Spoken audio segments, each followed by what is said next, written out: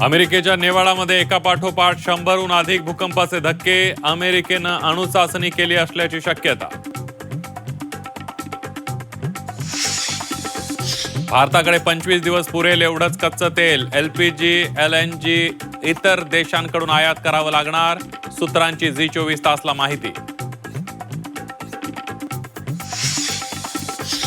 America Iran युद्धाचा सोलापुरातील द्राक्ष उत्पादकांना मोठा फटका. परदेशात निर्यात होणारे 400 टनापेक्षा जास्त द्राक्ष कोल्ड स्टोरेजमध्ये पडू. विमान अपघातासंदर्भात उद्या रोहित पवारांची पत्रकार परिषद. अपघाताबाबत काय दावा करणार याकडे संपूर्ण महाराष्ट्राचं लक्ष. उजनी धरणातील दूषित पाण्यामुळे वाढला कॅन्सरचा धोका. आमदार देवेंद्र कोठेंकडून अधिवेशनात मुद्दा उपस्थित.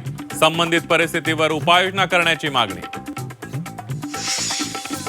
धुलिवंदनाला बीडच्या विडा गावामध्ये जावयाची चक्क गाढवावरून वाजत गाजत मिरवणूक. गेल्या 90 वर्षांपासून गावाने जोपासली परंपरा.